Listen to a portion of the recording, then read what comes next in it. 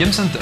Aujourd'hui, nous allons voir les Super Guns. Alors sous ce nom barbare se cache en fait un système qui permet de jouer aux jeux d'arcade chez soi sans avoir une borne.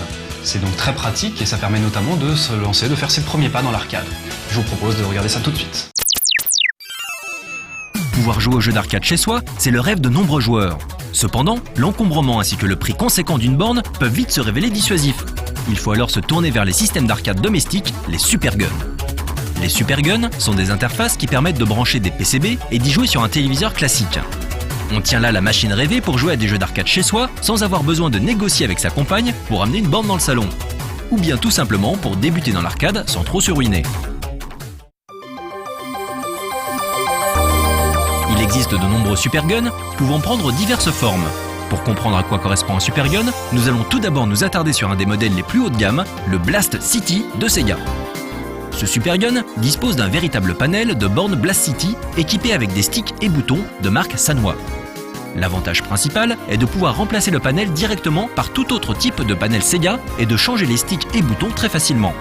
Des switches sur le dessus permettent d'activer les autofire et un bouton crédit permet de simuler l'insertion d'une pièce dans le monnayeur.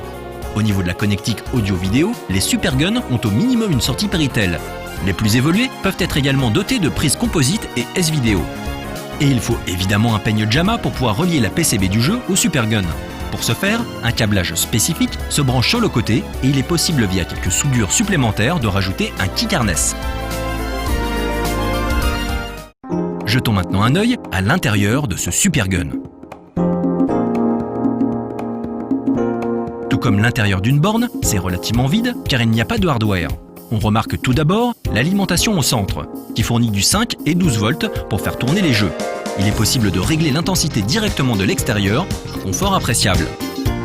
Disposant de prises composite et S-Vidéo, un petit circuit imprimé convertit magnifiquement le signal vidéo.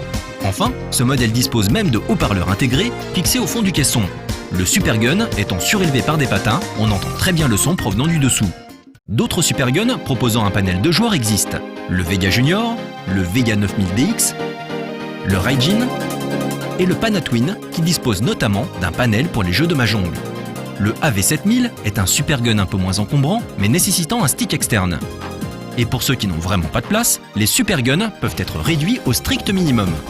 Les cartes Vogatech et Small Cab n'ont ni alimentation ni contrôleur. Il suffit de brancher une ligne de PC et des manettes Mega Drive ou Neo Geo pour y jouer.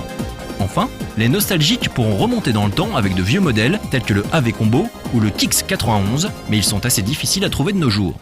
Les prix des Super Guns vont d'environ 50 € pour les plus basiques à 450 € pour les plus chers.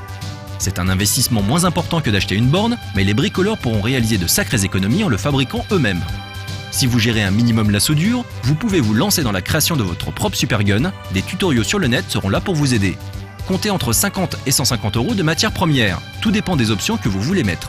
Voici par exemple un Super Gun fait par le membre du forum de No Life, Imali Pusram. Il est tout aussi complet qu'un Blast City, il a coûté plus de 2 fois moins cher au final, et en plus, il est classe. Les Super Guns sont donc un excellent moyen de se lancer dans l'aventure pour un prix raisonnable. Mais il ne faut pas oublier que les jeux, eux, peuvent être très chers. Même si on peut en trouver de très bons marchés, ça peut quand même monter à plusieurs centaines d'euros pour les plus cotés. Il faut donc se renseigner un peu sur les codes des jeux convoités avant de se lancer.